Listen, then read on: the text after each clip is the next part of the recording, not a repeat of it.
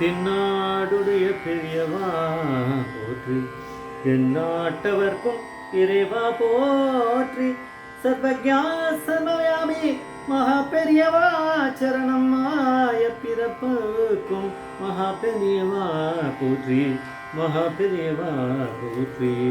குருப்பியோ நம. அபார கருணா சிந்தம் ஞானது சாந்தரூபணம் ஸ்ரீ சந்திரசேகர குரும் பிரணாமதனம் கலியுதயம் காஞ்சிமணி யூடியூப் சேனல் பிரத்யேகமாக நமது மகாபெரியோட பக்தருக்கு ஏற்பட்டு கொண்டிருக்கும் அனுபவங்களை ஒவ்வொரு நாளும் ஒரு அனுபவம். அதுக்கு ஒரு தலைப்பு, நீங்கள் அனுபவத்தோட தலைப்பு பத்மா சேஷாத்ரியில் இவனை சேர்க்கிறியா. இந்த சேனல் இது வரைக்கும் சப்ஸ்கிரைப் பண்ணாதாலும் பண்ணுங்க, தினமே பாருங்கள். இதுக்கான டிஸ்கிரிப்ஷன்லாம் நம்ம ஒரு சேனலில் தான் கொடுக்குறோம் பெரியவாளோட அனுகிரகத்தில். இந்த மகாலட்சுமி மாமியை பற்றியான இதை சொல்கிறதுக்கு முன்னாடி இந்த மாமியை நேராக பார்க்குற மாதிரியான ஒரு அனுகிரகம் பெரியவா தான் பண்ணியிருக்கா அப்படின்னு நினச்சிக்கலாம். இந்த 18th ஏப்ரல் 2024 எங்கள் சொந்தக்கார ஒரு ஃபங்க்ஷனுக்கு போனபோது இந்த மாமி அங்கே வந்திருக்கா, அவளுக்கு தெரிஞ்சிருக்கு அப்படின்னு. அதனால் அவள் கூட இன்ட்ரடியூஸ் பண்ணிட்டு நம்ம சேனல் பற்றி சொல்லியிருக்கோம். அவளுடைய அனுபவத்தை இப்போ எனக்கு வீடியோ அமிச்சா அதை நீங்களும் சொல்லுங்கன்னு, அதை நம்மளுக்கு ஒரு பாக்கியமாக நம்ம நினைக்கிறோம். இதெல்லாம் பெரியவா பண்ணுற லீலைகள் தான். இவள் சொல்கிற அந்த மாமி இவள் 4 ஜென்ரேஷனாக காஞ்சி மடத்தோட சம்பந்தம் இருக்குது அப்படிங்கிறா. இவருடைய அப்பாவோட அப்பா சுப்பிரமணிய தீந்திரர் அப்படிங்கிறவர் மகாபரிவா சொல்லி யார் மூலமாக அவர் சன்னியாசம் வாங்கிட்டு அதுக்கப்புறம் சித்தியாக இருக்கார், அப்படி ஆபத் சன்னியாசம் அப்படிங்கிறார். இவருடைய பிள்ளை மகாலட்சுமியோட பிள்ளை 2nd ஸ்டாண்டர்ட் படிச்சுட்டு இருக்கான். அந்த சமயத்தில் அந்த சம்பவம் போது ஒரு சாதாரண ஒரு மிடில் கிளாஸ் ஃபேமிலி தான், தினம் அன்றைக்கி வர சம்பளத்தை வச்சுட்டு அப்படி மேனேஜ் பண்ணிக்கணும். அந்த மாதிரியான ஒரு இதுதான், வெறும் வசதி ஒன்றும் கிடையாது. அடிக்கடி காஞ்சி பிரிவா தரிசனம் பண்ணுறது உண்டு. வழக்கம் போல் அன்றைக்கும் மல்லிகார்ஜுனை கூட்டுண்டு தரிசனத்துக்கு போனால் காஞ்சி மடத்துக்கு மகாலட்சுமி. அப்போ நமஸ்காரம் பண்ண உடனே அப்போ பெரியவா கிட்ட மகாலட்சுமி சொன்னாலாம், இப்போ இந்த பையன் இப்படி இப்படி இப்படி இப்படி பண்ணிகிட்டே இருக்கான், அடிக்கடி எனக்கு ரொம்ப பயமாக இருக்குது. அதாவது ஆமன் மாதிரி, அது ஒரு கிறிஸ்டியன் ஸ்கூலில் படிக்கிறான் போல இருக்குது. அதை சொன்னோடனே பெரியவா தலையாட்டின்ட்டு கேட்டுண்டாலாம், ஏன் ஸ்கூலை மாற்றிட அப்படின்னாராம். அதுக்கு ஒன்றும் பதில் சொல்ல முடியல. பேசாமல் இருந்தா, பிரசாதத்தை வாங்கிட்டு வந்துட்டா வெளியில். பக்கத்தில் யார் இருக்கா, பெரியவா அனுகிரகம் இருந்தால் தானே அதெல்லாம் நடக்கும். வாசலில் மடத்துலேருந்து வெளியில் நடக்கும்போது டீனு மாமி மாமி மாமின்னு யாரை கூப்பிட்டு ஓடி வரானா. வந்தால் கொஞ்சம் வயசான மிடில் ஏஜ்டு அவள் ஓடி சொல்லி மாமி மாமி நில்லுங்கோ, நீங்கள் சொல்கிறத நான் கேட்டுன்னு தான் இருந்தேன் அங்கே பெரியவா கிட்ட, இவனை பத்மா சேஷாத்திரியில் சேர்த்துடுறீங்களா அப்படின்னு கேட்டாலாம்.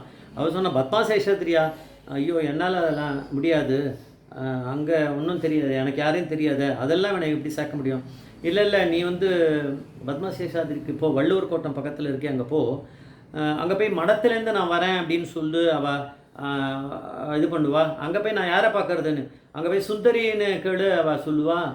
சுந்தரி அப்புறம் அவனுக்கு அட்மிஷன் பண்ணி வைப்பான் அந்த பையனுக்கு அப்படின்னாலாம். இல்லை லெட்டர் எதாவது கொடுத்தா நல்லா இருக்கும். யார் இல்லை மடத்துலேருந்து வந்தான்னு சொல்லு, போகிறோம், அது சொல்லிட்டா போகிறோம். சரின்னு சொல்லிட்டு போய் பார்க்குறா. சுந்தரி வேகமாக போயிட்டா போல இருக்குது. அதனால் என்ன பண்ணுறது இல்லை, வந்தவனே தான் தோன்றுறது, நம்ம எப்படியாவது அங்கே போய் என்னத்தை சொல்கிறது, யாரும் உள்ளே விடலைன்னா என்ன பண்ணுறதுன்னு இந்த மாமிக்கு கவலை, மகாலட்சுமிக்கு. இருந்தாலும் பரவாயில்லன்ட்டு கிளம்பி அடுத்த நாளே கிளம்பி போனான். அவள் ஃப்ரெண்டு, மகாலட்சுமியோட ஃப்ரெண்டு கமலா. அவள் சுவாமிமலை விஸ்வநாத சாஸ்திரிகளோட பொண்ணான். அவள் அப்புறம் பையன் தன்னோட பிள்ளை மல்லிகார்ஜுன கூப்பிட்டுட்டு அங்கே போயிருக்கா பத்மா சேஷாத்ரிக்கு. போனால் வாசல் கேட்டில் அந்த செக்யூரிட்டி நிறுத்திட்டானான், உள்ளே போக முடியாது, நில்லுங்க, யாரும் உள்ளே விட முடியாது, எல்லாம் மடத்தில் தெரியும், மடத்துக்கு தெரியும், அது தெரியும் சுந்தரி அப்படி இப்படி அதை சொல்லி பார்த்துருக்கா.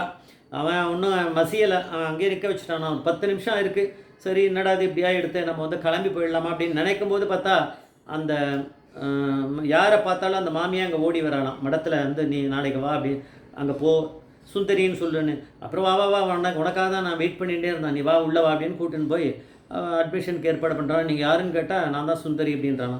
அந்த சுந்தரிங்கிறவன் நல்ல இதில் இருக்கா. அதாவது இந்த ஸ்ரீபால் அந்த காலத்தில் ஒரு போலீஸ் ஆஃபீஸர் உண்டோ, அவர் தான் ஆர்கனைசர் பத்மா சேஷாத்ரியில். அப்போ ஸ்ரீபாலோட மாமியார் தான் சுந்தரி, மதுரையில். அவள் அதெல்லாம் இப்போ சொல்லலை. அதுக்கப்புறம் கொஞ்சமாக பேச ஆரம்பிச்சு எல்லாம் சொல்லியிருப்பாளாக இருக்கும். அந்த சுந்தரி அவளுக்கு அட்மிஷனுக்கு ரெடி பண்ணிவிட்டு அதுக்கப்புறம் ஃபீஸ் கட்டுற அந்த ஸ்டேஜ் வந்தபோது சொன்னால், ஐயோ ஃபீஸ்லாம் என்னால் கொஞ்சம் கட்ட முடியாது, கஷ்டம், நான் வந்து எல்லாரையும் கேட்டுட்டு வந்து கட்டுறேன், எனக்கு இந்த ஃபீஸ் கட்டுற அளவுக்கு எனக்கு வசதி இல்லைன்னாலாம். இல்லை ஃபீஸெல்லாம் நான் பார்த்துக்கிறேன், நீ கிளம்பி போ, இவனுக்கு அட்மிஷன் ஆகிடுது, நீ கிளம்பு அப்படின்னு. அப்புறம் அந்த ஃபீஸ் அவளே கட்டிகிட்டு இருக்கா. ஏன்னா பெரியவா ரெக்கமெண்டேஷனில் பெரியவா அங்கே இருக்கும்போது பக்கத்தில் நின்றுருக்கா அந்த சுந்தரி. அதுதான் பெரியவா வந்து பரமேஸ்வரன் எப்படிலாம் அனுகிரகம் பண்ணுவார் அப்படின்னு தெரியாதே. அதுக்கப்புறம் வந்து அவனுக்கு அட்மிஷன் ஆகிடுது. அட்மிஷன் ஆனவுடனே கிளம்பி மல்லிகார்ஜுன் அப்புறம் இந்த சுந்தரியோட கிளம்பி போய் தரிசனம் பண்ணிவிட்டு நமஸ்காரம் பண்ணவுடனே இவனுக்கு பத்மாசேஷாதிரியில் 3rd ஸ்டாண்டர்டுக்கு அட்மிஷன் ஆகிடுது அப்படின்னு பெரியவா கிட்ட மகாலட்சுமி சொன்னோடனே பெரியவா காதில் விழாத மாதிரி என்னென்ன உனக்கு வேலை கிடச்சுடுத்தா அப்படின்னு கேட்டாலாம் காதில். இல்லை இவனுக்கு பத்மாசேஷாதிரியில் உறக்க கத்தி சொல்லியிருக்கா அட்மிஷன் ஆகிடுதுன்னு. என்னென்னா உனக்கு வேலை கிடச்சுடுத்தா பத்மாசேஷாதிரியில் அப்படின்னு திருப்பி கேட்டிருக்காரு. சரின்னு அதோட அதை முடிஞ்சுடுத்து. அதுக்கப்புறம் திருப்பி பழையபடி பெரியவா பண்ணுற டிலே தானே. அதுக்கப்புறம் நீ வா, உனக்கு ஒரு வேலை போட்டு கொடுக்குறேன் அப்படின்னு சொல்லிட்டு அப்புறம் ஸ்டெனோ ஜாப். ஏன்னா அப்போ அவ்வளோ டிகிரி இல்லை அந்த மாமிக்கு. ஸ்டெனோ டைப் ரைட்டிங் ஷார்ட்லாம் தெரியுமா, அதனால் அந்த ஸ்டெனோ. அதுக்கப்புறம் அவள் டிகிரியெலாம் கொஞ்சம் இது பண்ணிட்டு அப்புறம் என்ஹான்ஸ் பண்ணிகிட்ருக்கா. கரஸ்பாண்டன்ஸ் படித்து அது மாதிரி நிறைய டிகிரியெலாம் வாங்கிட்டுருக்கா.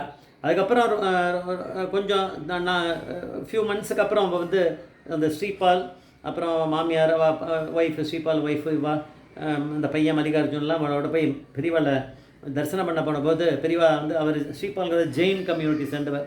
அப்போ பெரியவா வந்து நல்லா இந்த ஜெயின் சமூகத்தை பற்றி நிறைய சொல்லியிருக்கார். அதில் இருக்கக்கூடிய தர்ம தேவதைகள் பற்றிலாம் பெரியவா பேசி நான் சொல்லிவிட்டு அப்புறம் உன்னுடைய சம்பளம் எவ்வளோன்னு சுந்தரி இது போல் கேட்டாலாம் இந்த மகாலட்சுமியா. 300 ரூபா அப்படின்னா. 300 ரூபாவா, எவ்வளோ சம்பளம் அப்படின்னு திருப்பி கேட்டால் 3 தடவை கேட்டார். 3 தடவை 300ன்னு பெரியவா அந்த சுந்தரியை பார்த்து உன்னோட சம்பளம் எவ்வளோ அப்படின்னா அவள் வந்து 6000ண்ணா. உனக்கு 6000மா அப்படின்னு பெரியவா வந்து கேட்டாலாம்.